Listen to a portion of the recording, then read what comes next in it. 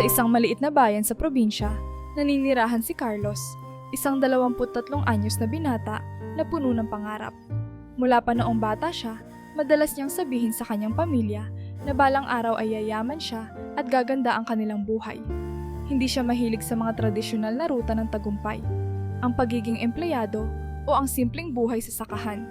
Gusto niyang magtayo ng sariling negosyo at makapagbigay ng mas maayos na kinabukasan para sa kanila. Subalit, sa kabila ng kanyang magagandang pangarap, hindi natuwa ang kanyang mga magulang nang ipahayag niya ang desisyon niyang huminto sa kolehiyo. Nagpapakahirap kaming magtrabaho para maipagpatuloy mo ang pag-aaral mo, Carlos. Galit na sabi ng kanyang ina. Paano mo masasabing titigil ka na? Anong plano mo sa buhay mo kung hindi mo tatapusin ang kolehiyo?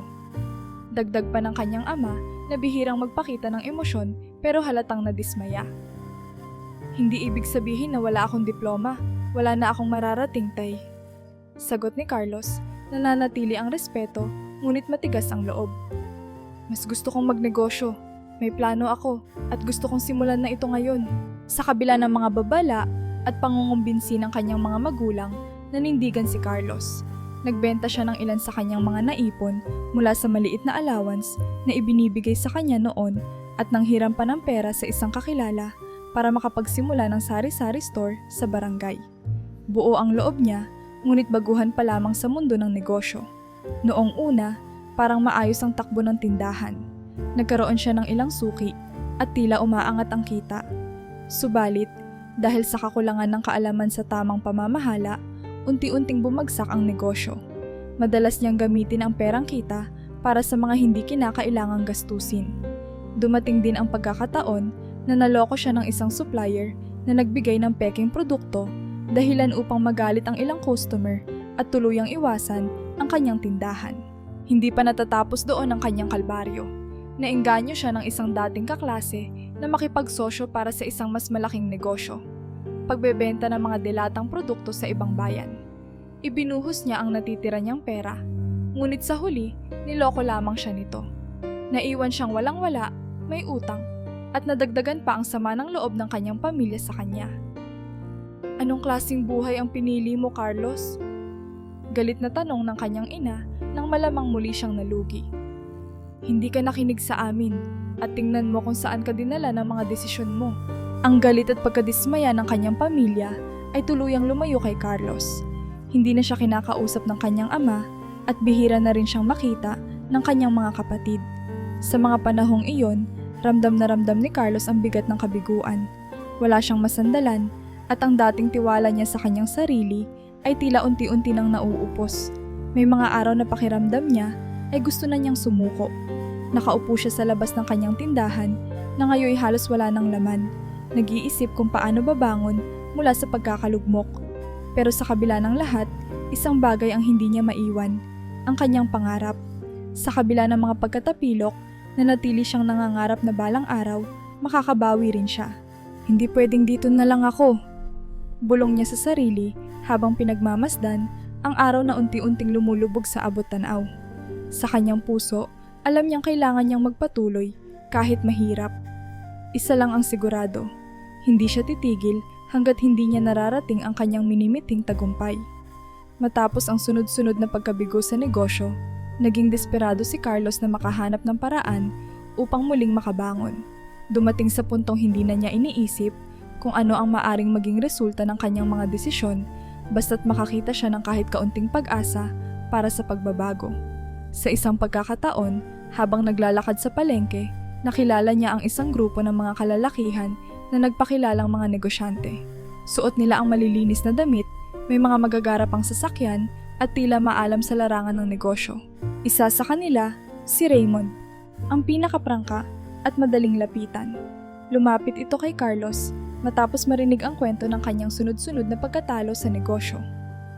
Alam mo, Carlos, lahat ng tao dumadaan sa ganyan. Pero ang mahalaga, marunong kang bumangon. Sabi ni Raymond na may kumpiyansang ngiti. Tingnan mo kami. Dati, naglalako lang ako ng sapatos. Ngayon, meron na akong bahay at negosyo dahil marunong akong sumugal sa tamang tao. Dahil sa kanyang desperasyon, napukaw ang interes ni Carlos. Sinabi ni Raymond na naghahanap sila ng mga tao na gustong maging bahagi ng kanilang investment group. Sa halagang 50,000, maaari raw siyang sumali at magtuloy-tuloy ang kita mula sa kanilang high-return business ventures.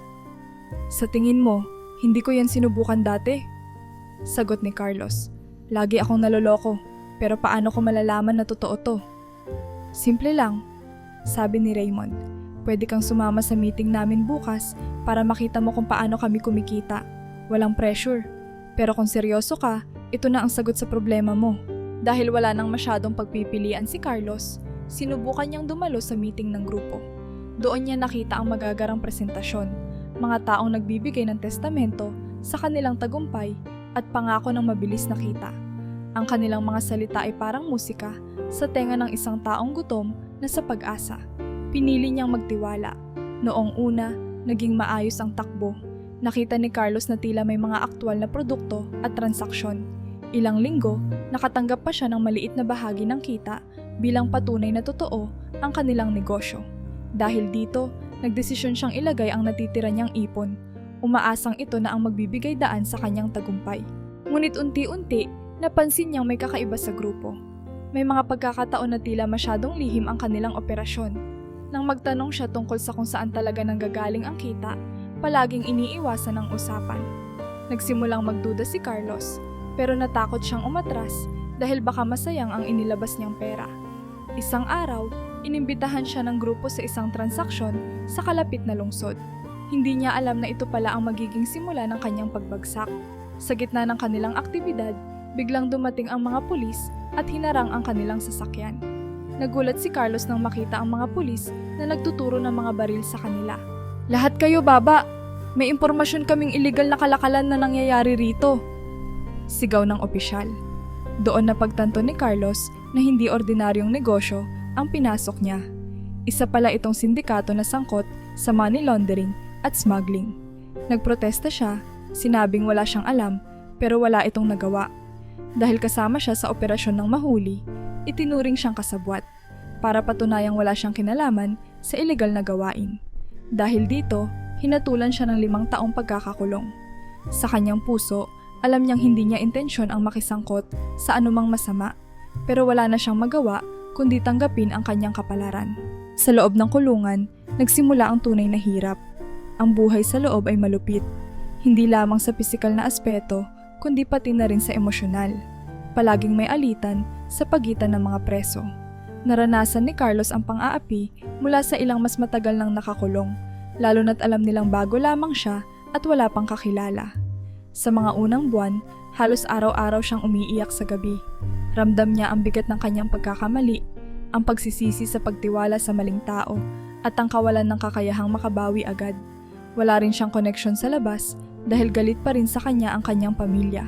Ngunit sa kabila ng hirap, natutunan ni Carlos na magpakumbaba. Naisip niyang walang maidudulot na mabuti ang patuloy na pagrereklamo. Unti-unti siyang natuto ng disiplina at pakikisama, bagamat mahirap. Ang mga taon sa loob ng kulungan ay nagturo sa kanya ng leksyon na hindi niya kailanman makakalimutan. Ang kahalagahan ng pagtitimpi, pananampalataya at pagsusumikap sa tamang paraan. Habang tumatakbo ang oras, isang bagay ang nanatili sa kanyang puso. Ang pangarap niya para sa mas magandang kinabukasan. Sa malamig at makitid na selda, kung saan ang liwanag ng araw ay bihirang sumilip, nagsimula si Carlos na magmuni-muni sa kanyang mga nagawang pagkakamali. Sa unang mga buwan ng kanyang pagkakakulong, hindi maalis sa kanyang isip ang mga tanong. Paano ito nangyari? Bakit ako napunta sa ganitong sitwasyon? Paulit-ulit niyang iniisip ang mga maling desisyon na nagdala sa kanya sa puntong ito. Ang pagtigil niya sa kolehiyo, ang pagkuha ng mga hindi mapagkakatiwalaang kasosyo, at ang pagiging desperado na nag-udyok sa kanyang magtiwala sa maling tao. Tuwing gabi, habang tahimik ang paligid, naririnig niya ang sariling tibok ng kanyang puso. Minsan, iniisip niyang sumuko na lamang sa buhay. Subalit sa kabila ng kanyang kawalan ng pag-asa, may bahagi sa kanya na kumakapit pa rin sa ideya na maaari siyang makabangon. Naisip niya ang kanyang mga pangarap noong bata pa siya, ang magkaroon ng sariling negosyo, ang mabigyan ng maayos na buhay ang kanyang pamilya.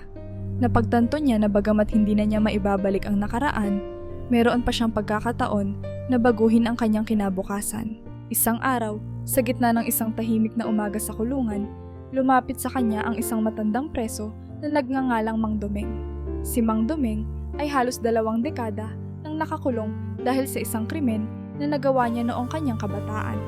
Sa kabila ng tagal ng pananatili sa kulungan, naging maaliwalas ang personalidad ni Mang Domeng. Siya ay kilala sa pagiging mahinahon at madalas na nagbibigay ng payo sa iba. "Carlos, kita ko sa iyo yung sarili ko noong bata pa ako." Bungad ni Mang Domeng habang nakaupo sa tabi ni Carlos. "Pareho tayong kumong nagkamali. Pero ang tanong, ano ang gagawin mo pagkatapos ng pagkakamaling yan?" "Ewan ko, Mang Domeng," sagot ni Carlos. Nakatungo ang ulo. "Wala na yatang patutunguhan ang buhay ko." "Huwag mong sabihing wala na," sagot ni Mang Domeng na may awtoridad sa boses. "Hanggat humihinga ka, may pagkakataon ka pa. Ang tanong, handa ka bang magbago?" Simula noon, naging regular ang kanilang pag-uusap. Ibinahagi ni Mang Domeng ang mga aral na natutunan niya mula sa mga taon ng kanyang pagkakakulong. Ayon sa kanya, ang pagkakulong ay hindi kailangang maging wakas ng buhay, kundi isang panahon para magmuni-muni at magbago. Tinanong niya si Carlos kung ano ang gusto niyang makamit sa kanyang buhay. At nang marinig niyang gusto nitong bumangon muli, sinabi niya, "Kung gusto mo talagang bumangon, simulan mo sa pagtuturo sa sarili mo ng tamang kaalaman." Isa sa mga pinakamagandang payo na ibinigay ni Mang Domeng kay Carlos ay ang paggamit ng oras sa loob ng kulungan para matuto. Dahil dito, sinimulan ni Carlos na magbasa ng mga libro. Sa tulong ni Mang Domeng, nakahanap siya ng mga libro tungkol sa negosyo, self-improvement, at psikolohiya. Kahit may limitadong resources sa kulungan, ginawa niya ang lahat para maunawaan ang mga konseptong dating hindi niya pinapansin. Habang binabasa niya ang mga kwento ng tagumpay ng iba't ibang negosyante, naliwanagan siya sa mga bagay na dati ay hindi malinaw sa kanya. Naisip niya na ang pagkakaroon ng tamang kaalaman, sipag, at tiyaga ay mahalaga sa anumang larangan. Unti-unti, bumalik ang kanyang tiwala sa sarili. Nalaman din niya ang halaga ng pag-iwas sa mga shortcut at pagkapit sa mga tamang prinsipyo. Isang araw, habang nakaupo si Carlos sa tabi ni Mang Domeng, nagbigay ito ng mahalagang tanong. "Carlos, kung sakaling makalaya ka, ano ang gagawin mo sa buhay mo?" Hindi na nagdalawang isip si Carlos sa kanyang sagot. "Babangon ako, Mang Domeng. Itatama ko lahat ng pagkakamali ko. Magiging maayos na tao ako. At sisiguraduhin kong hindi na ako madadapa ulit sa maling desisyon." Sa mga sumunod na buwan, naging malinaw kay Carlos ang kanyang layunin. Pinangako niya sa sarili na kapag siya'y nakalaya, magsisimula siya ng bagong buhay. Hindi na siya muling magpapadala sa tukso ng mabilis na pera at gagawin niya ang lahat upang maging mabuting tao, hindi lamang para sa kanyang sarili, kundi para rin sa mga taong umaasa sa kanya. Dumating ang araw na pinakahihintay ni Carlos, ang araw ng kanyang paglaya. Sa pagbukas ng pintuan ng kulungan, muling nasilayan ni Carlos ang liwanag ng araw at ito'y nagbigay sa kanya ng panibagong sigla. Bagamat hindi pa niya alam kung ano ang naghihintay sa kanya sa labas, dala niya ang mga leksyong natutunan sa loob. Sa kanyang puso, buo ang kanyang pangarap. Magsisimula siyang muli at patutunayan sa mundo at sa kanyang sarili na kaya niyang bumangon mula sa pagkakalugmok. Lumabas si Carlos sa kulungan na dala ang matinding pangarap na magsimula ulit. Ngunit ang kalayaan ay hindi nangangahulugan ng kaginhawaan. Sa bawat hakbang palabas, dama niya ang bigat ng kanyang nakaraan. Alam niyang ang unang hakbang sa kanyang pagbabagong buhay ay ang muling pagbuo ng tiwala. Hindi lang ng ibang tao, kundi ng kanyang sarili. Walang sapat na pera si Carlos at wala ring bahay na mauuwian. Iniwasan siya ng kanyang pamilya at kahit ang mga dating kaibigan ay hindi na tumutugon sa kanya. Sa kabila nito, hindi siya nawalan ng pag-asa. Lumibot siya sa kanilang bayan at naghanap ng kahit anong trabaho upang makapagsimula. Isang umaga, napadpad si Carlos sa isang palengke. Nakita niya ang abalang mga kargador na nagbubuhat ng mabibigat na sako ng bigas, kahon ng prutas, at iba pang paninda. Lumapit siya sa supervisor ng palengke at nagtanong kung may bakanting trabaho. "Kargador, sigurado ka ba? Mabigat ang trabaho dito. Bata." Tanong ng supervisor na may pag-aalinlangan. "Opo, kaya ko po. Kahit anong trabaho tatanggapin ko." Sagot ni Carlos na may determinasyon sa boses. Mula noon, nagsimula si Carlos bilang kargador. Araw-araw, gumigising siya ng madaling araw upang magtrabaho. Sa ilalim ng init ng araw at bigat ng mga binubuhat, kinaya niya ang bawat hamon. Kahit mababa ang sahod, tinanggap niya ito ng buong puso. Ang mga kasamahan niya sa trabaho na noong unay duda sa kakayahan niya ay unti-unting humanga sa kanyang sipag at tiyaga. Hindi nagtagal, napansin ng ibang manggagawa ang kakaibang dedikasyon ni Carlos. Hindi siya nagrereklamo kahit gaano kabigat ang trabaho. Minsan, tumutulong pa siya sa mga mas nakatatandang kargador na nahihirapan. Carlos, bakit ang sipag mo? Kahit mukhang hirap ka na, hindi ka sumusuko. Tanong ni Mang Nestor, isa sa mga veteranong kargador. Dahil alam kong ito ang simula, wala akong ibang mapuntahan kundi paakyat. At kung hindi ako magsusumikap ngayon, kailan pa? Sagot ni Carlos, sabay ngiti. Ang kanyang kasipagan ay naging inspirasyon sa iba. Ang mga katrabaho niya, na dati madalas magpahinga sa gitna ng trabaho, ay nagsimulang magdoble kayod dahil sa halimbawa ni Carlos. Unti-unti, nagkaroon siya ng respeto mula sa mga tao sa paligid niya. Habang patuloy sa pagtatrabaho, maingat si Carlos sa paggastos ng kanyang sahod. Hindi siya bumibili ng kahit ano maliban sa pagkain at pangunahing pangangailangan. Sa halip, iniipon niya ang bawat piso na makukuha niya mula sa trabaho. Sa loob ng ilang buwan, nakapag-ipon siya ng sapat na pera upang simulan ang kanyang matagal ng pangarap, magtayo ng sariling negosyo. Isang araw, dumaan si Carlos sa bahagi ng palengke kung saan maraming tindahan ng prutas at gulay. Napansin niya na maraming mamimili ang dumadayo rito at dito niya naisip ang ideya para sa kanyang negosyo. Ginamit niya ang kanyang ipon upang bumili ng ilang kahon ng prutas at gulay at umarkila ng isang maliit na pwesto sa palengke. Noong una, nahirapan siyang makakuha ng mga suki. Ngunit sa tulong ng kanyang pagiging masayahin at matiyaga, unti-unting dumami ang mga customer. Ginawa niya ang lahat upang mapanatili ang kalidad ng kanyang paninda at ang magandang pakikitungo sa mga tao. Lumago ang tindahan ni Carlos sa paglipas ng mga buwan. Ang dating maliit na tindahan ay naging isa sa mga pinakapinupuntahan sa palengke. Ang mga dating kasamahan niya bilang kargador ay naging kanyang mga suki at ang respeto nila sa kanya ay mas lalo pang lumalim. Habang lumalago ang kanyang tindahan, nagsimula siyang mangarap ng mas malaki. Sa kanyang isipan, iniisip niya kung paano niya mapapalawak pa ang negosyo. Nais niyang gamitin ang kanyang karanasan upang makatulong din sa iba.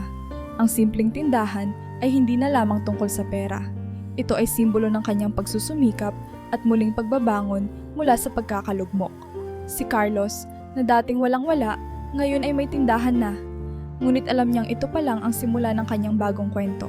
Sa kanyang puso, buo ang determinasyong ipagpatuloy ang laban at abutin ang mas mataas pang pangarap. Matapos lumago ang tindahan ni Carlos sa palengke, naramdaman niyang handa na siyang sumubok ng mas malaking negosyo. Matagal na niyang iniisip ang pagbebenta ng motorsiklo dahil napansin niya ang pangangailangan nito sa kanilang bayan. Maraming residente ang nangangailangan ng transportasyon para sa trabaho o negosyo, ngunit kakaunti lamang ang nagbebenta ng motorsiklo sa kanilang lugar. Sa kabila ng kakulangan ng kaalaman sa ganitong larangan, naglakas loob si Carlos na pasukin ang buy and sell ng motorsiklo. Hindi lahat ay natuwa sa bagong venture ni Carlos. Maraming tao, kabilang na ang ilang kakilala niya, ang nagsabi na wala siyang karanasan at hindi magtatagumpay. Ang ilan ay lantaran pa siyang kinukutya. Carlos, tindahan ng prutas ang expertise mo, hindi motorsiklo. Wala kang mapapala dyan. Sabi ng isang dating kakilala na minsang nanloko sa kanya. Mauulit lang ang nangyari sa'yo dati. Sigurado ako, hindi mo yan kakayanin. Dagdag pa ng isa. Bagamat nasaktan siya sa mga salitang ito, pinili ni Carlos na huwag magpaapekto. Sa halip, ginamit niya ang mga negatibong komento bilang motibasyon upang mas paghusayin ang kanyang bagong negosyo. Sa paglago ng negosyo ni Carlos, hindi rin siya nakaligtas sa paninira. Ang ilan sa mga dating kakilala niya ay kumalat ng tsismis na nagbebenta siya ng mga sirang motorsiklo o hindi legit ang kanyang transaksyon. May mga naglabas pa ng kwento na ang pera daw niya ay galing sa illegal na gawain. Nakita mo si Carlos? Parang hindi maayos ang negosyo niya. Baka naman kung ano-ano ang ginagawa niyan para magkapera. Usap-usapan ng ilang tao sa palengke.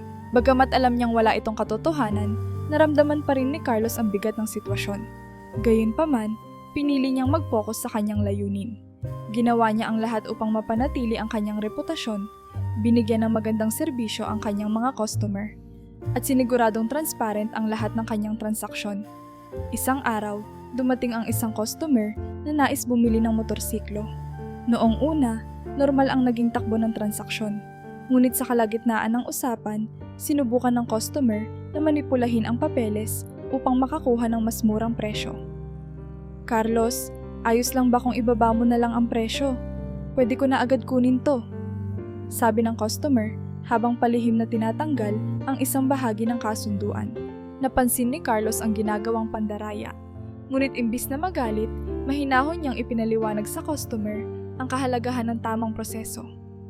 Pasensya na po sir, pero may mga patakaran tayo na kailangang sundin. Kung hindi natin ito gagawin ng tama, baka mas malaki ang maging problema natin sa huli. Mahinahong sagot ni Carlos. Dahil dito, nagbago ang isip ng customer at itinuloy ang transaksyon ng maayos. Natuwa ito sa pagiging patas at profesional ni Carlos at naging isa pang loyal na customer sa kanyang negosyo. Sa kabila ng mga hamon, unti-unting lumago ang negosyo ni Carlos. Ang kanyang buy and sell ng motorsiklo ay naging kilala hindi lamang sa kanilang bayan, kundi pati na rin sa mga karatig lugar. Ang mga taong dating hindi naniniwala sa kanya ay nagsimulang magtaka kung paano niya napapanatili ang tagumpay. Ang sagot ay simple, ang kanyang integridad. Alam ni Carlos na ang tiwala ng kanyang mga customer ay ang pundasyon ng kanyang negosyo. Sinigurado niya na ang bawat motorsiklong binebenta niya ay nasa maayos na kondisyon at dumadaan sa tamang proseso. Dahil dito, dumami ang bumibili sa kanya at unti-unti niyang nakamit ang respeto ng mga tao. Sa gitna ng lahat ng ito, nakilala ni Carlos si Aling Mila, isang loyal customer na naging malapit sa kanya. Si Aling Mila ay isang may-ari ng maliit na karinderya sa palengke. Dumaan siya sa tindahan ni Carlos upang bumili ng motorsiklo para sa pagde-deliver ng kanyang mga paninda. Nang makilala si Carlos, napansin ni Aling Mila ang kanyang kasipagan at determinasyon. Madalas siyang magbigay ng payo kay Carlos, mula sa tamang paghawak ng pera hanggang sa kung paano bumuo ng mas malalim na relasyon sa mga customer. Carlos, tandaan mo, ang negosyo ay hindi lang tungkol sa produkto. Tungkol din ito sa tiwala ng tao sa iyo. Kung magpapatuloy kang maging patas at maayos, hindi ka kailanman mawawala ng suki. Madalas niyang paalala kay Carlos. Sa paglipas ng panahon, naging parang mentor si Aling Mila kay Carlos. Madalas silang mag-usap tungkol sa buhay at negosyo, at naging isa siya sa mga nagbigay ng lakas ng loob kay Carlos sa mga panahon ng pagdududa. Bagamat punong-puno ng pagsubok ang bagong yugto ng buhay ni Carlos, nagpatuloy siya sa kanyang landas. Alam niyang ang bawat hamon ay pagkakataon upang patunayan ang kanyang kakayahan. At sa tulong ng kanyang sipag, tiyaga at mga taong sumusuporta sa kanya tulad ni Aling Mila, alam niyang patungo siya sa mas malaking tagumpay. Maagang nagbukas ng tindahan si Carlos isang umaga tulad ng dati. Habang inaayos niya ang display ng mga motorsiklo, napansin niya ang isang matandang lalaki na tahimik na nakaupo sa gilid ng kanyang tindahan. Ang matanda ay payat, may bahagyang kuba at may suot na luma at kupas na damit. May dala itong maliit na bag na tila puno ng gamit. Lumapit ang matanda kay Carlos at nagtanong, "Anak, ikaw ba ang nagbebenta ng mga motor dito?" "Opo, tatay. Ano pong maitutulong ko sa inyo?" Tanong ni Carlos na may magalang na tono. "Ako'y nangangarap magkaroon ng motor, pero kulang ang pera ko. Kaya ko lang ikalahati ng presyo ng pinakakaraniwang motor mo. Siguro hindi mo ako mabibigyan ng diskwento, ano?" Nag-isip si Carlos. Alam niyang maliit lang ang kita niya sa bawat bentang ginagawa, ngunit hindi niya kayang tanggihan ang matanda. Ang itsura nito ay nagpapakita ng hirap sa buhay, ngunit sa mga mata nito ay naroon ang pag-asa. "Sige po, tatay," sabi ni Carlos pagkatapos ng ilang sandaling pag-iisip. "Ibibigay ko sa inyo ang motor sa mas mababang halaga, pero siguraduhin niyo lang pong aalagaan niyo ito." Napangiti ang matanda at agad na inabot ang pera. "Salamat anak, napakabait mo. Hindi mo alam kung gaano mo ako natulungan." Matapos makuha ang motor, biglang sinabi ng matanda, "Carlos, meron din akong sasakyan.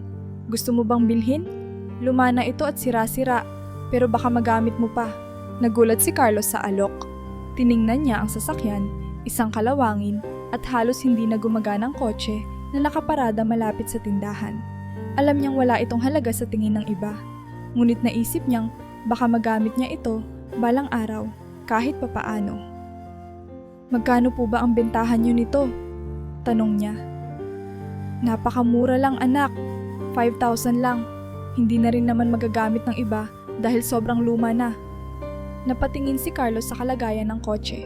Sa totoo lang, parang masyadong mahal pa rin ito para sa estado ng sasakyan. Ngunit dahil sa awa sa matanda, tinanggap niya ang alok. "Pwede po tatay, pero parang sobra ang halaga nito sa kotse," sabi niya. "Nasa iyo na anak, alam kong magagamit mo yan balang araw," sabi ng matanda bago umalis sakay ng bagong motor. Nang malaman ng mga kaibigan at kapitbahay ni Carlos ang tungkol sa kanyang binili, hindi nila napigilang pagtawanan siya. "Carlos, bakit mo naman binili ang bulok na kotse na yan? Napakalinaw na nagpauto ka lang sa matandang yon," sabi ng isa sa mga kaibigan niya. "Baka gusto mong gawing kaldero yung kotse mo. Wala namang silbi yan," biro pa ng isa. Bagamat nasasaktan sa mga sinasabi nila, hindi nagpahalata si Carlos. Sa loob-loob niya, naisip niyang wala naman siyang masyadong nawala. Bukod pa rito, naniniwala siyang may dahilan ang lahat ng nangyayari. Tinanggap niya ang mga panlalait at nagpatuloy sa kanyang trabaho. Kinabukasan, habang nililinis niya ang kotse upang tingnan kung may maayos pang bahagi na magagamit, napansin niya ang trunk nito na tila hindi maayos ang pagkakasara. Sinubukan niyang buksan ito gamit ang susi, ngunit natagpuan niya itong nakakandado pa rin. Bakit kaya nakakandado ang trunk na ito? Bulong niya sa sarili. Kumuha siya ng lumang bakal at unti-unting binuksan ang trunk. Nang tuluyang magbukas ito, nanlaki ang kanyang mga mata sa nakita. Isang malaking bag na puno ng pera at ilang piraso ng ginto. Hindi makapaniwala si Carlos sa natuklasan. Agad niyang binilang ang laman ng bag at ang halaga ay higit pa sa lahat ng naipon niya mula sa kanyang negosyo. "Diyos ko, ano ang gagawin ko dito?" tanong niya sa sarili, nananatiling gulat at hindi makagalaw. Sa sandaling iyon, alam niyang hindi na magiging pareho ang kanyang buhay. Habang nakaupo si Carlos at nakatingin sa bag ng kayamanan, naalala niya ang matanda. Sino ba siya? Bakit niya ibinenta ang kotse sa ganoong halaga? At bakit iniwan ang yaman na ito sa loob ng sasakyan? Sa kabila ng kasiyahan, sa biglaang biyayang dumating, hindi maalis ni Carlos ang mga tanong sa kanyang isipan. Ang buhay niya ay muling magbabago, ngunit kasabay nito ay ang misteryong iniwan ng matanda. Hindi makatulog si Carlos ng gabing iyon. Paulit-ulit niyang iniisip ang natagpuan sa lumang kotse, ang bag na puno ng pera at ginto. Gusto niyang malaman ang sagot sa tanong na naglalaro sa kanyang isipan. Bakit iniwan ng matanda ang ganitong kayamanan sa isang bulok na sasakyan? Ano ang dahilan niya para gawin iyon? Kinabukasan, nagdesisyon si Carlos na hanapin ang matanda. Nais niyang ibalik ang yaman dahil alam niyang hindi iyon sa kanya. Binalikan niya ang lugar kung saan niya unang nakilala ang matanda, ngunit tila naglaho na ito. Walang sino man ang makapagsabi kung saan ito tumutuloy. Gamit ang kanyang natitirang mga tala tungkol sa matanda, sinimulan ni Carlos ang paghahanap. Kinausap niya ang mga nagtitinda sa palengke at maging ang mga tricycle driver na madalas pumaparada malapit sa kanyang tindahan.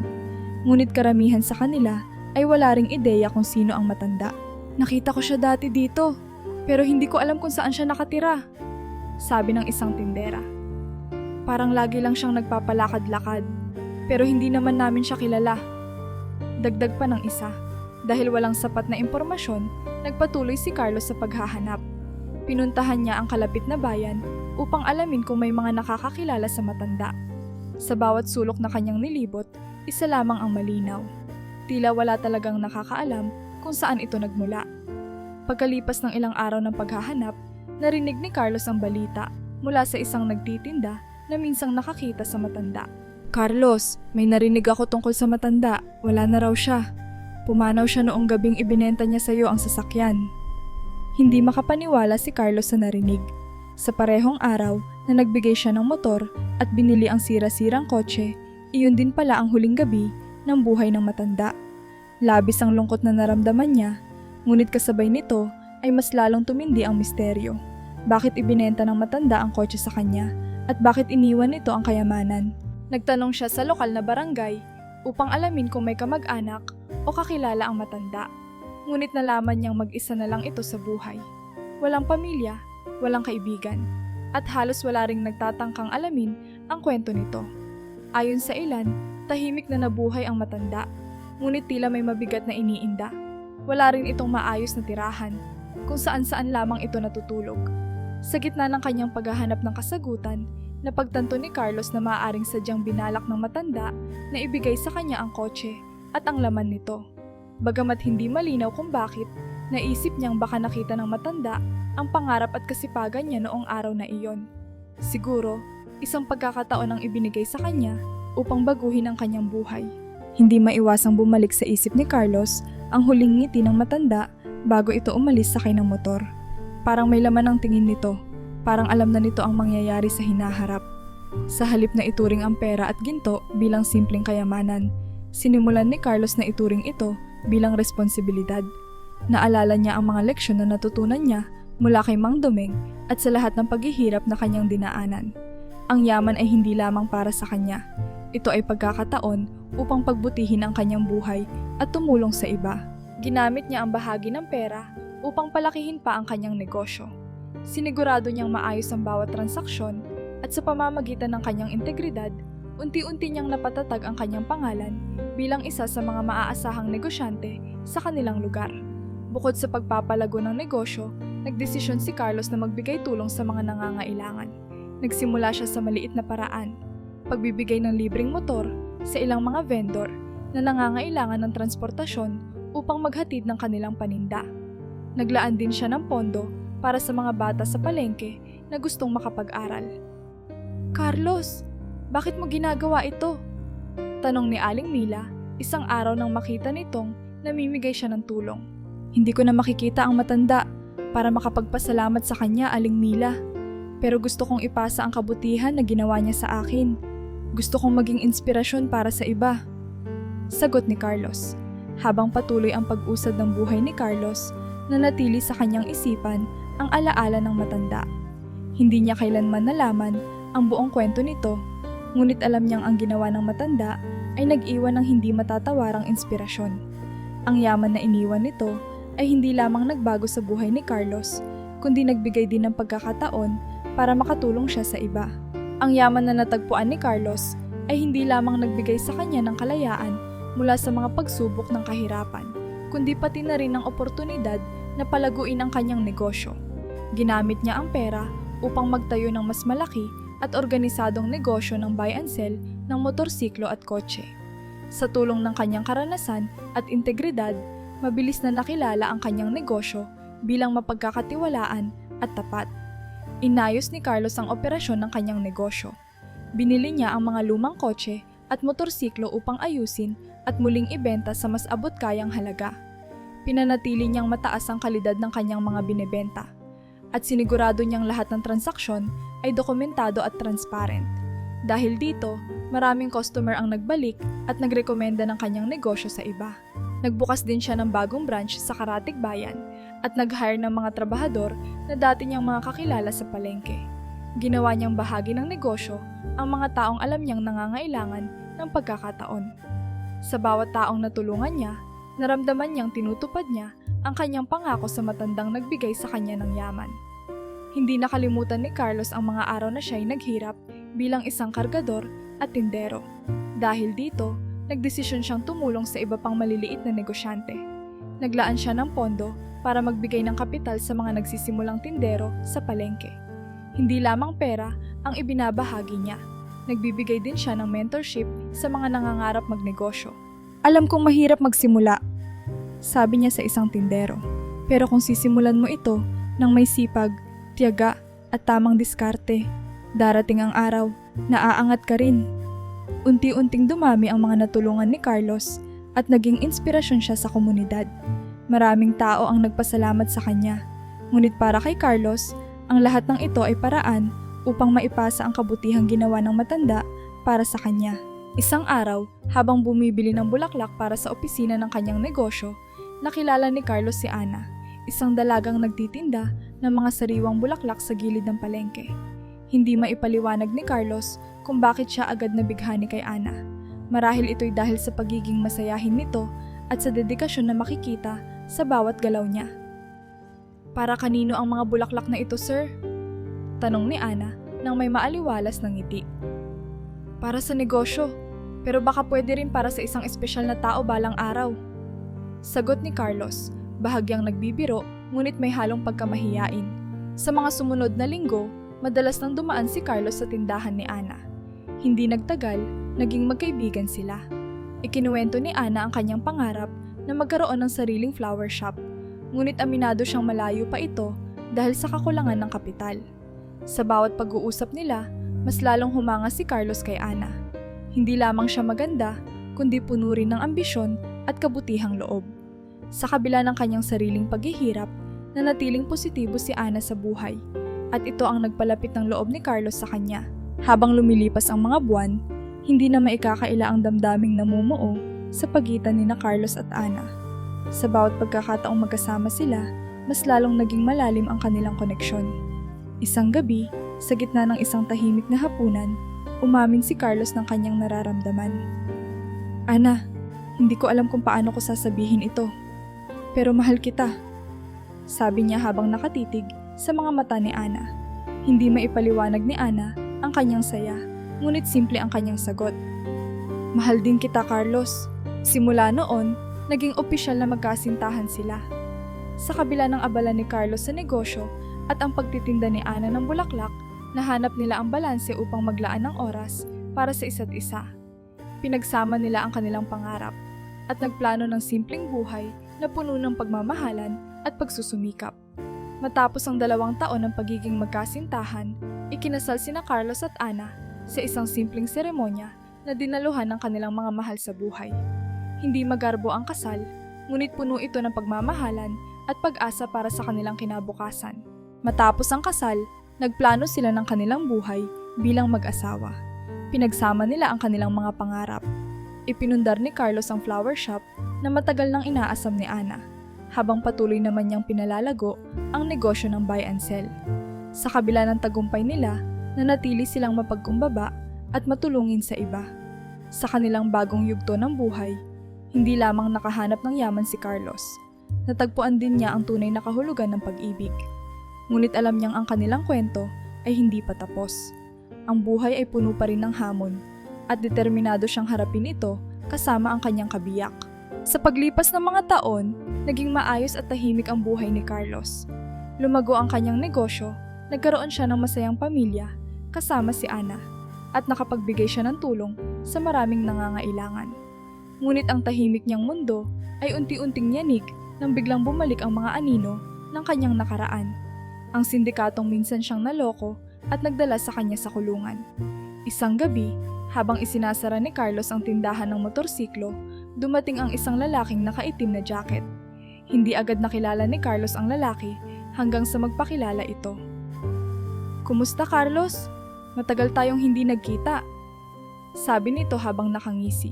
Doon niya napagtantong isa ito sa mga miyembro ng sindikato na minsan niyang nakasama.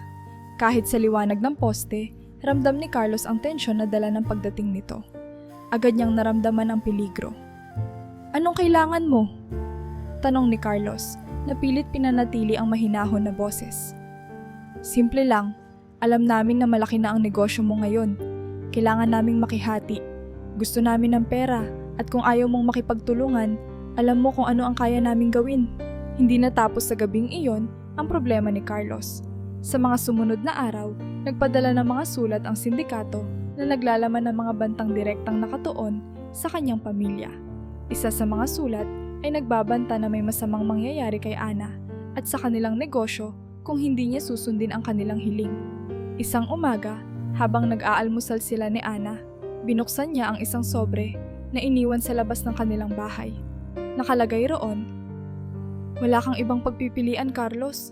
Alam namin kung saan nakatira ang pamilya mo. Isipin mong mabuti ang susunod mong hakbang? Napalitan ng matinding takot ang masayang buhay ni Carlos. Lalo pang tumindi ang kanyang pangamba nang mapansin niyang may mga hindi pamilyar na sasakyan na madalas dumadaan sa harap ng kanilang bahay. Hindi siya makatulog sa gabi, iniisip kung paano niya mapoprotektahan ang kanyang pamilya laban sa sindikato. Sa kabila ng takot, pinili ni Carlos na huwag magpaapekto sa mga banta. Alam niyang walang magandang patutunguhan ang pagbibigay sa hinihingi ng sindikato. Nagdesisyon siyang humarap sa kanila upang tapusin ang usapan. Isang gabi, nakipagkita siya sa sindikato sa isang lumang bodega, tulad ng itinakda ng mga ito. Dumating siyang walang dalang pera, ngunit puno ng tapang. "Hindi ako magbabayad. Hindi ako magpapagamit sa inyo," sabi niya sa matigas na boses. Nagbago ang ekspresyon ng mukha ng lider ng sindikato. Ang ngiting dala nila noong una ay napalitan ng galit. "Carlos, mukhang nakakalimutan mo kung sino ang kausap mo. Baka gusto mong maalala kung paano ka napunta sa kulungan noon," sabi ng leader habang nilalabas ang baril at itinutok ito kay Carlos.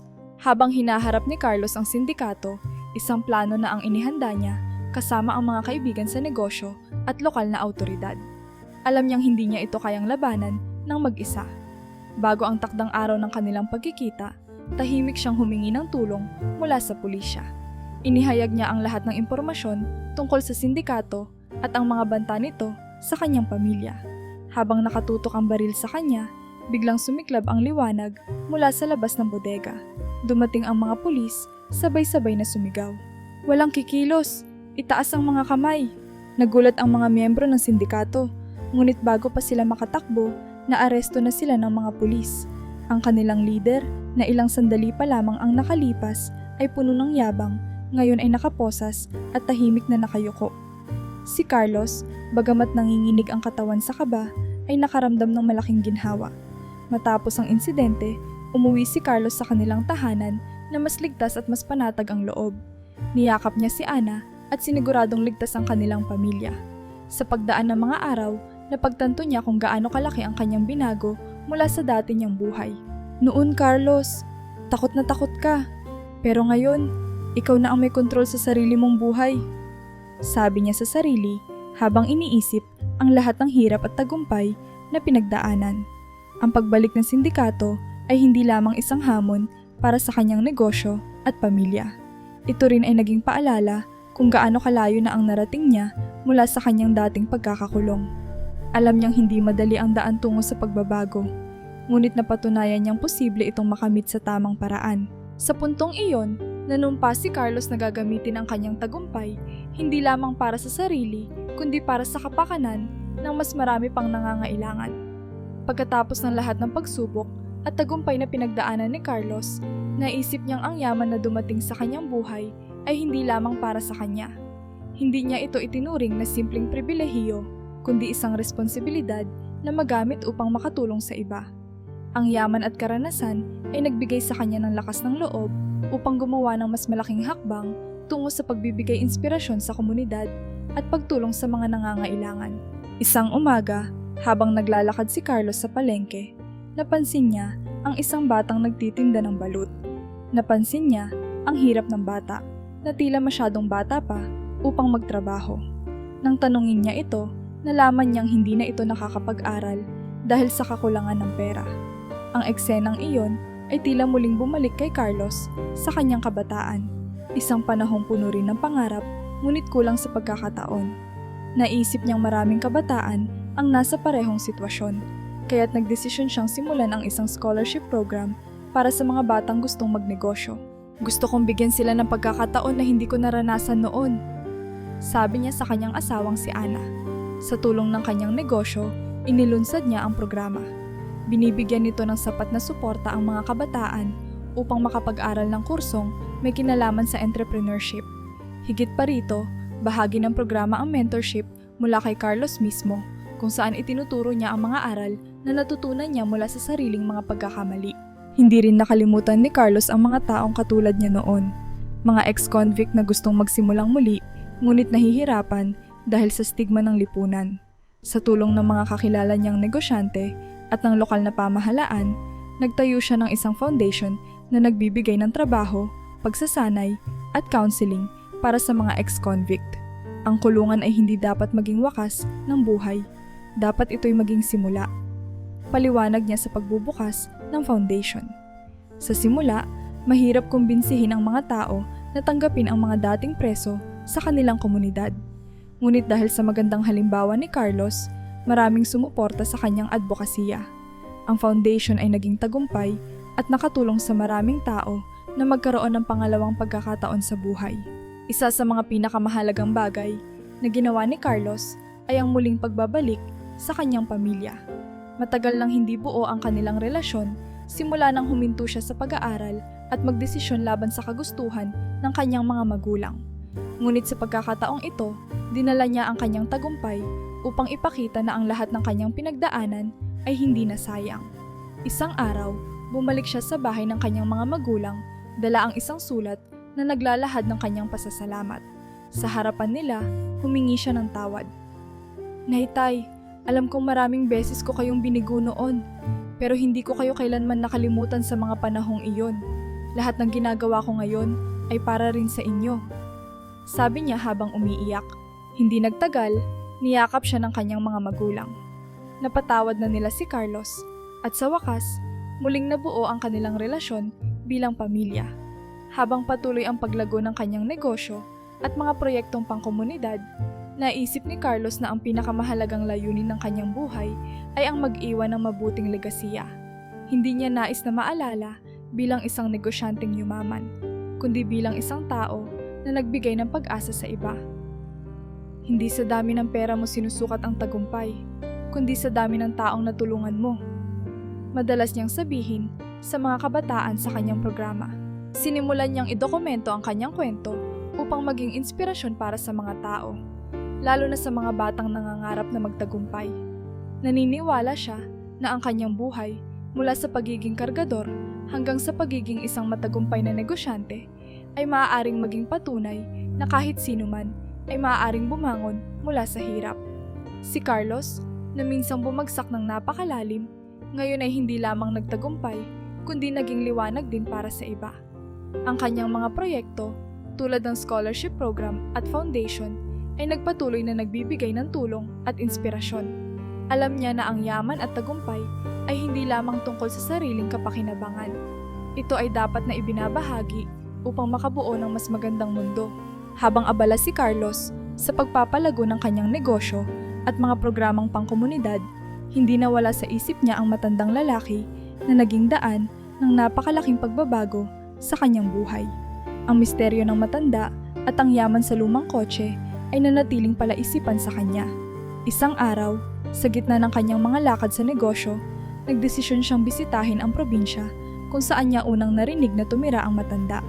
Hindi alam ni Carlos kung saan magsisimula, ngunit napagdesisyonan niyang tanungin ang mga tao sa maliit na barangay na malapit sa kanyang bayan.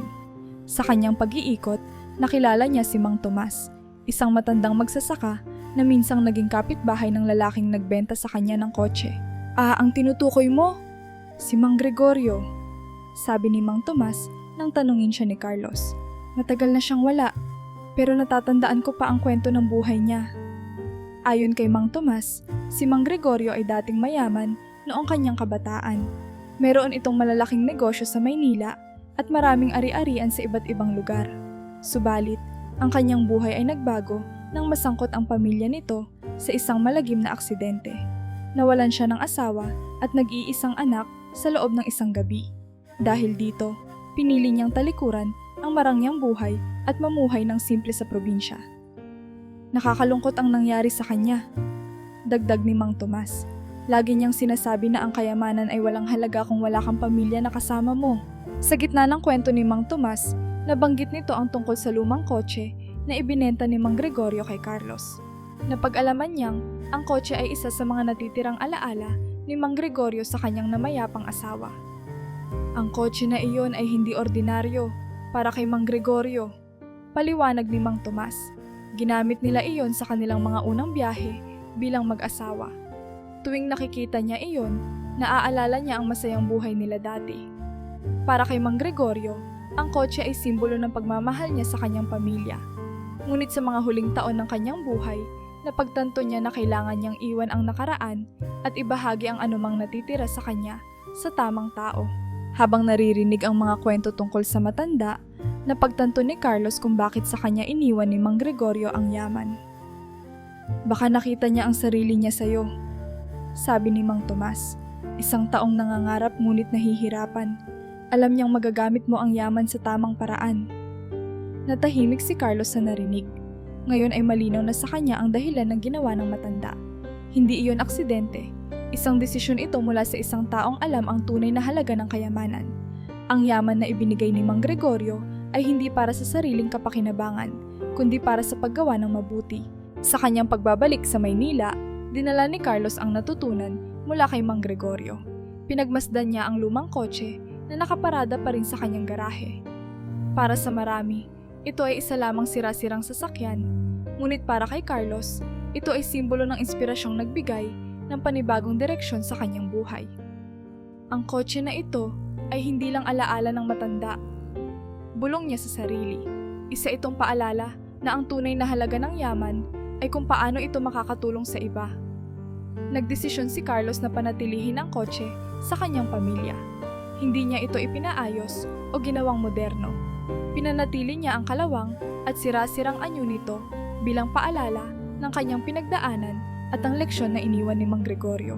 Sa bawat araw na lumilipas, ang kwento ni Mang Gregorio ay nananatiling buhay sa puso ni Carlos. Ginamit niya ang yaman at inspirasyong iniwan ng matanda upang magpatuloy sa pagtulong sa iba. Para kay Carlos, ang mga biyayang natanggap niya ay hindi lamang para sa sarili, kundi para rin sa mga taong nangangailangan ng pag-asa at pagkakataon. Habang pinagmamasdan ang kotse mula sa kanyang opisina, naisip ni Carlos kung gaano kalaki ang naitulong ng simpleng gawa ng kabutihan ni Mang Gregorio. Sa puntong iyon, naintindihan niya na ang tunay na legasya ay hindi ang material na bagay na iiwan natin, kundi ang mga kabutihang nagiging inspirasyon para sa iba. Ang kwento ni Carlos ay hindi na lamang limitado sa kanilang bayan. Ang kanyang tagumpay bilang isang negosyanteng nagsimula sa hirap ay naging usap-usapan sa iba't ibang lugar. Sa mga kwento ng mga taong natulungan niya, mula sa scholarship program hanggang sa foundation para sa mga ex-convict, naging simbolo siya ng pag-asa para sa mga nangangarap na bumangon mula sa kahirapan. Dahil sa kanyang patuloy na paglago sa negosyo, hindi nagtagal at napansin si Carlos ng mga lokal na media. Na-feature siya sa isang programa tungkol sa mga inspirational na kwento. Ikinuwento niya ang kanyang paglalakbay, mula sa pagiging isang kargador, ang mga taon sa kulungan, at ang hindi inaasahang biyayang nagbigay sa kanya ng bagong simula. "Ang tagumpay ko ay hindi dahil sa swerte," sabi ni Carlos sa isang panayam. "Ito ay bunga ng sipag, tiyaga, at tamang desisyon. Pero higit sa lahat, ito ay dahil sa mga taong tumulong at naniwala sa akin, kahit noong panahong halos wala na akong pag-asa." Dahil sa kanyang kwento, maraming tao ang nagbigay ng respeto at paghanga sa kanya. May mga kabataan na lumapit sa kanya upang humingi ng payo, at may mga negosyanteng nagpakita ng suporta sa kanyang mga advokasya. Ngunit sa kabila ng lahat ng ito, nanatiling mapagkumbaba si Carlos. Sa kabila ng yaman at kasikatan, hindi nagbago si Carlos. Nanatili siyang nakatapak ang paa sa lupa. Patuloy siyang namuhay ng simple kasama ang kanyang pamilya. Kahit nagkaroon na sila ng malaking bahay, madalas pa rin siyang makikita sa palengke, bumibili ng prutas at gulay kasama si Ana at ang kanilang mga anak. "Carlos, bakit hindi ka pa magretiro at magpahinga? Napakarami mo nang naabot," tanong ng isang kaibigan. "Hindi lahat ng tagumpay ay nakikita sa pera o ari-arian," sagot ni Carlos. "Mas masarap ang tagumpay kung nakikita mong natutulungan mo ang iba." Si Carlos ay madalas ding makipag-usap sa mga dating kargador at tindero sa palengke. Pinapaalalahanan sila na huwag susuko sa kanilang mga pangarap. Hindi niya kailanman itinuring ang sarili bilang mas mataas sa iba, kundi isang taong nagbigay inspirasyon mula sa sariling karanasan. Isa sa mga naging layunin ni Carlos ay ang magbigay ng mas maraming oportunidad para sa mga nangangarap. Nadagdagan pa ang mga proyekto niya, kabilang ang pagtatayo ng mga community business center para sa mga gustong matutong magnegosyo. Sa mga lugar na ito, nagbibigay siya ng libreng seminar at workshops upang turuan ang mga tao ng tamang pamamahala ng negosyo. Kung natutunan ko ang mga bagay na ito sa mas maagang bahagi ng buhay ko, siguro hindi ko dinaanan ang ganitong karaming hirap, sabi niya sa mga kalahok ng seminar. Kaya gusto kong matutunan niyo ito ngayon para hindi na kayo dumaan sa mga pagkakamaling ginawa ko. Ang scholarship program din niya ay lumago at mas maraming kabataan ang natulungan. Marami sa kanila ang nagtagumpay na rin at nagsimula ng kanilang sariling negosyo na naging karagdagang inspirasyon kay Carlos. Sa kabila ng abala sa negosyo at mga proyekto, si Carlos ay palaging nagbibigay ng oras para sa kanyang pamilya.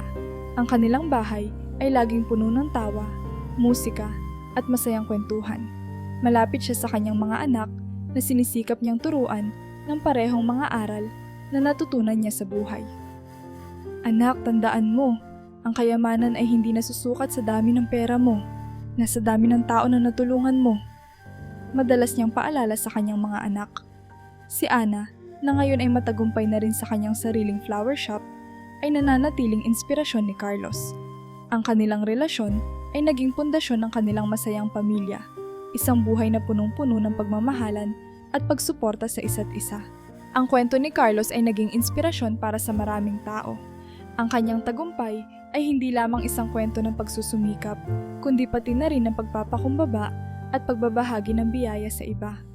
Sa bawat lugar na kanyang binibisita, may mga tao na lumalapit sa kanya upang magpasalamat o magbahagi ng kanilang sariling kwento. Kung nagawa mo, kaya rin namin, sabi ng isang kabataan na nag-aaral sa kanyang scholarship program. Hindi mahalaga kung saan ka nagsimula, sagot ni Carlos. Ang mahalaga ay kung paano mo ginagamit ang bawat pagkakataon na ibinibigay sa iyo. Sa bawat hakbang na ginagawa niya, nanatili si Carlos na isang halimbawa ng tagumpay na hindi nasusukat sa yaman kundi sa mabubuting gawa. Sa mundo na puno ng mga hamon, ang kanyang kwento ay nananatiling paalala na ang tagumpay ay nasa tamang kombinasyon ng pagsisikap, pag-asa at kabutihan sa kapwa. Isang umaga, tulad ng dati, nagpasya si Carlos na bumisita sa palengke. Hindi bilang isang matagumpay na negosyante, kundi bilang isang simpleng tao na nais alalahanin ang kanyang pinagmulan. Sa bawat hakbang, naalala niya ang mga panahong siya ay kargador pa lamang, nagbubuhat ng mabibigat na sako ng bigas at kahon ng gulay para kumita ng kaunting pera. Ang ingay ng palengke, ang amoy ng prutas at gulay, at ang mga tawaran ng mga mamimili ay nagbalik sa kanyang pinakamapait ngunit pinakapuno rin ng pag-asang mga taon. Sa mga sandaling iyon, napagtanto niya kung gaano kalayo na ang kanyang narating mula sa kanyang simpleng simula. Habang naglalakad, napansin ni Carlos ang isang batang lalaki na naglalako ng balut sa gilid ng kalsada. Pawis na pawis ang bata at halatang pagod na mula sa maghapong pagbebenta. Bigla, para bang nakita ni Carlos ang kanyang dating sarili sa bata. Isang taong puno ng pangarap, ngunit nililimitahan ng mga pagsubok sa buhay. Lumapit si Carlos sa bata at nagtanong, "Anak, ilan na lang ang natitira mong balut?" "Kaunti na lang po, kuya," sagot ng bata habang pilit nang umingiti. "Kailangan ko pong maubos para makauwi na." Ipinakilala ni Carlos ang kanyang sarili at binili ang lahat ng natitirang balut ng bata. Ngunit hindi doon nagtapos ang kanyang kabutihan. Inalok niya ang bata ng isang motor na makakatulong sa paglalako ng kanyang mga paninda. "Ito ang tulong ko sa iyo," sabi ni Carlos. "Gamitin mo ito para mas mapabilis ang pagbebenta mo at sana balang araw makapagtapos ka rin ng pag-aaral." Hindi makapaniwala ang bata. Nanginginig ang mga kamay nito habang tinanggap ang susi ng motor. "Salamat po, kuya. Pangarap ko pong magkaroon ng ganito." Habang paalis ang bata, pinanood siya ni Carlos at sa kanyang puso ay may naramdamang kakaibang saya. Alam niyang ang motor na iyon ay hindi lamang isang gamit para sa bata. Ito ay simbolo ng pagkakataon, ng pag-asa at ng posibilidad na umangat mula sa kahirapan. Sa sarili niya, naisip niya na ang lahat ng kanyang tagumpay, yaman at mga nakamit ay hindi kailanman para lamang sa kanyang sarili. Ang bawat biyayang natanggap niya ay isang responsibilidad na ipasa sa iba upang mas marami pang tao ang makinabang. "Kung walang tumulong sa akin noon, siguro wala ako rito ngayon," bulong niya sa sarili. "Ang tagumpay ko ay dapat magbigay din ng tagumpay sa iba." Pagdating sa bahay, tumigil si Carlos sa garahe kung saan nakaparada pa rin ang lumang kotse na ibinigay ni Mang Gregorio. Sa dami ng ari-arian ni Carlos ngayon, ang lumang kotse na iyon ang pinaka-espesyal para sa kanya. Hindi niya ito ipinaayos. Nanatili itong kalawangin at sira-sira, ngunit sa plaka nito ay may nakaukit na salitang pag-asa. Tuwing tinitingnan ni Carlos ang kotse, naaalala niya ang kwento ng matanda at ang aral na iniwan nito sa kanya. Ang yaman ay hindi nasusukat sa dami ng material na pag-aari, kundi sa kakayahang makatulong sa kapwa. Ang kotse ay hindi lamang alaala ng kabutihan ni Mang Gregorio, kundi isang inspirasyon upang magpatuloy si Carlos sa paggawa ng mabuti. Ang kwento ni Carlos ay naging alamat sa kanilang bayan. Sa tuwing may nangangarap na bumangon mula sa kahirapan, lagi nilang binabanggit ang pangalan ni Carlos bilang halimbawa ng tagumpay sa kabila ng lahat ng pagsubok. Hindi siya itinuring na simpleng negosyante lamang, kundi isang simbolo ng determinasyon, kabutihan at pag-asa. Sa mga panayam at seminar na ginagawa niya, palaging ibinabahagi ni Carlos ang isang mahalagang aral. Ang pagbangon mula sa hirap ay hindi lamang tungkol sa sipag at tiyaga. Kailangan mo rin ng tamang puso, isang pusong handang tumulong sa iba.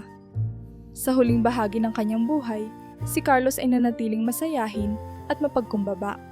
Patuloy niyang ginugol ang kanyang oras sa pagtulong sa iba, pag-aalaga sa kanyang pamilya, at pagtiyak na ang yaman at tagumpay na natamo niya ay nagdudulot ng kabutihan sa mundo.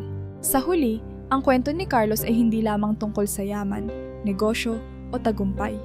Ito ay tungkol sa kung paano ang isang simpleng tao na minsang naligaw at nalugmok ay muling bumangon upang maging inspirasyon para sa iba.